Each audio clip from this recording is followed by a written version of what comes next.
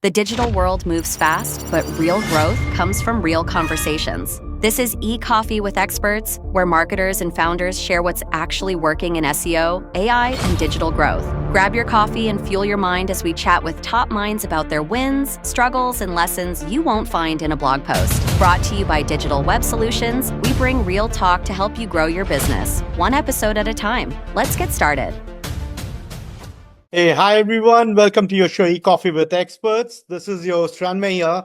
And today we have Charlie Tian, who is the founder of Gurufocus.com with us. Hey, Charlie, how's it going? Hey, everyone.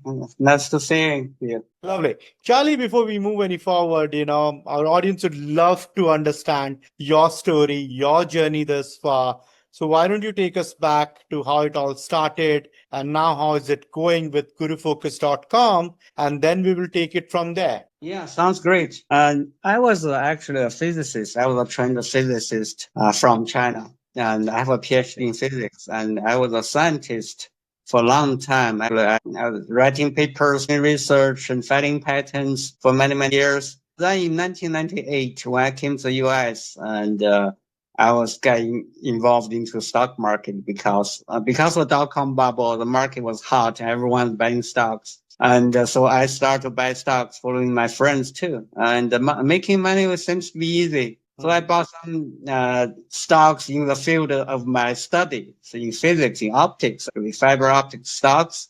And I lost almost everything after the tech bubble burst. Then I thought there must be a better way to invest. There must be a right way to invest. My way was wrong. So I started to read. I started to read, and I read Warren Buffett, read Peter Lynch. And after I read Warren Buffett's letters, I said, oh, this is the right way to invest. This is the right way to invest. So I read everything about Warren Buffett, his shareholder letters, and looking at his stock portfolios. And then I started to read a lot of other investors who are good investors, like Charlie Munger and lots of fund managers at the time. And I was reading their letters, looking at their portfolios. Then one day I thought, I have been doing this. Why don't I put this online? So in 2004, end of 2004, Gurufocus was born. I was still a full-time scientist at the time. And yeah. And then the website will start to do really well. People start to come, and the traffic went up in 2007, just about 2 years after I started, a little over 2 years. And I thought, okay, I will start a membership. If I can sell 1,000 members, and I can quit my job. And I was selling $249 a year. If I can sell 1,000, it'll be $250,000 a year, and I can quit my job. And I sold 1,000 membership in 10 months. So I quit my job. October 2007, I quit my job. Then gradually I start hire people, more people, and build a team, development team, data team, customer service team. So it has been an exciting journey, and it has been quite some time.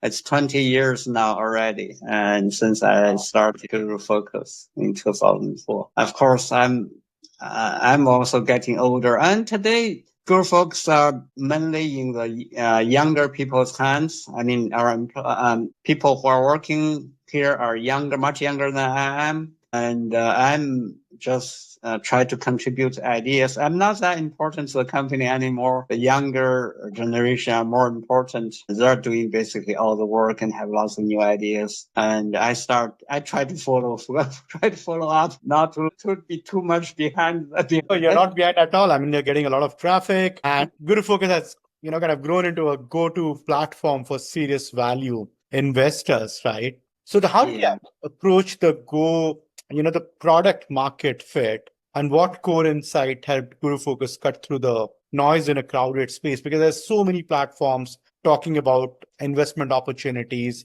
What is the right fit investment there? How did you create your own niche there, Charlie? I think I'm not doing enough in terms of marketing, and I'm a tech background, so I always focus a lot on technology, on the content. You can always talk to me about marketing.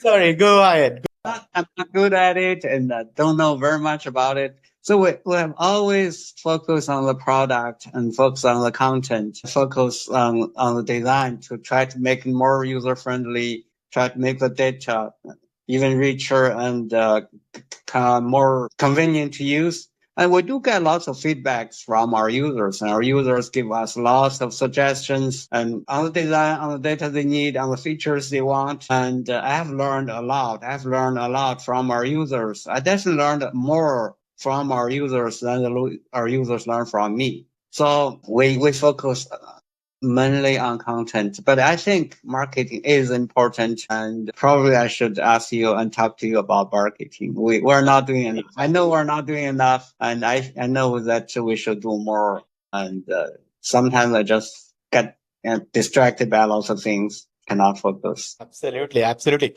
Now, talking about your business, right? About Gurufocus. How does the investment market overall looks like, Charlie? I mean, there is a lot of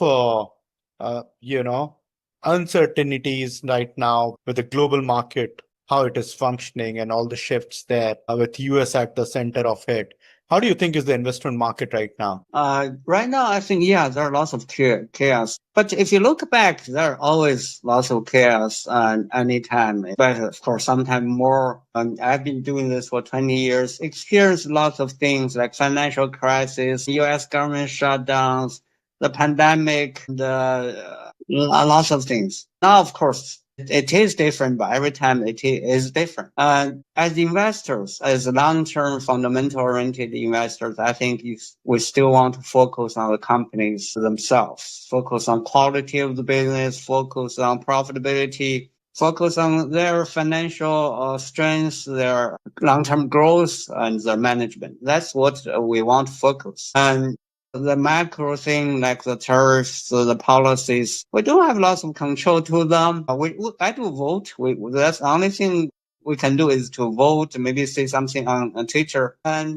But in terms of investing, still need to focus on the companies. I think over long term, the company with long term profitability and good growth will do well. Will continue to do well. And the only thing that might be changed a little bit is I'm putting more effort, or we're looking at more at the international market, not just US, and we're looking more at the non-US market, because I think with what's happening in the US dollar might be getting weaker, continue to get weaker. And so maybe investing in international market is more profitable. Absolutely. And talking about market, the AI piece has really taken it by storm. So how do you see AI impacting value investing? And are we heading towards smarter decisions or simply faster speculation? Yeah, I think AI does change lots of things, and it has an impact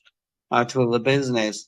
There are positive sides, such as AI. It's much easier to get more data with AI now, with the AI tools. And AI basically levels the play field and make it, no matter you're a professional or you're individual, you can use the tools, and everyone has similar tools and similar amount of information. In terms of investing, I think it's still a decision-making process. The level of confidence is extremely is important. The level of confidence you have in an investment is extremely important. So even, you can certainly use AI to help you.